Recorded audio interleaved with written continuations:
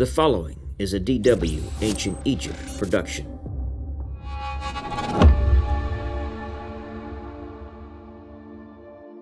Pharaoh Khafre, who ruled from roughly 2558 to 2532 BC, is most famous for being the builder of the second pyramid of Giza.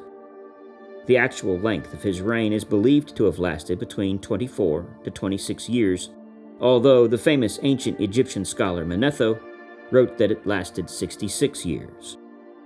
Khafre, whose name means appearing like Ra, may have been the younger son of Khufu and his consort Henutsen. As a result, Khafre had to wait for his older brother Djedefre's reign to end before ascending to the throne as the fourth ruler of the fourth dynasty.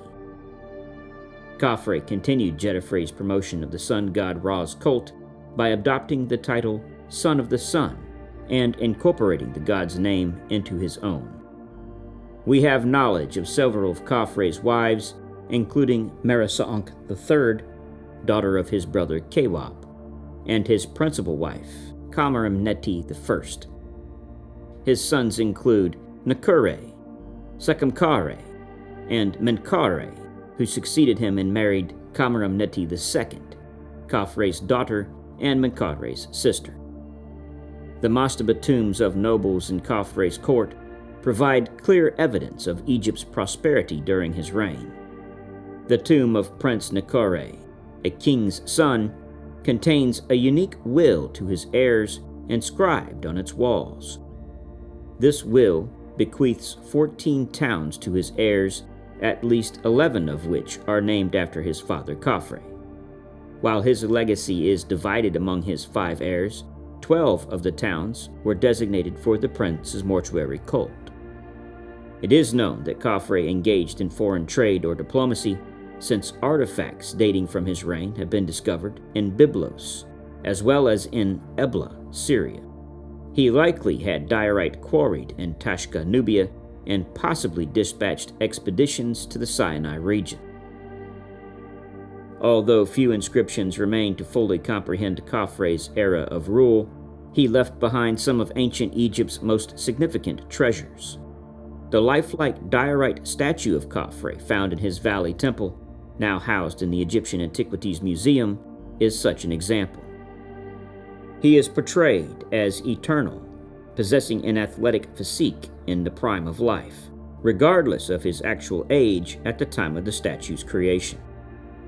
This convention was typically followed by most pharaohs and their royal images, except for the notable exception of the heretic king Akhenaten in the New Kingdom. From the inception of kingship, the god Horus had been the main patron of the king, who was the god's earthly embodiment. That ideology survived into the Old Kingdom period. This statue, where the falcon god cradles Pharaoh Khafre in his wings, is a vivid expression of this ideology.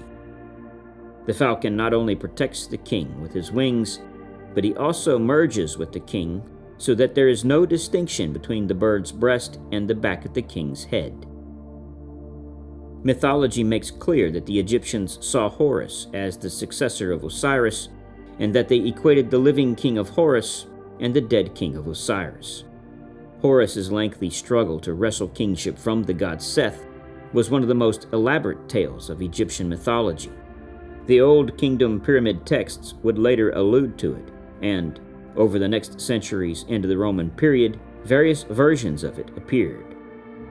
As we mentioned earlier, the two gods were perpetual antagonists, and seem to have represented two competing ideologies that began in the early dynastic period.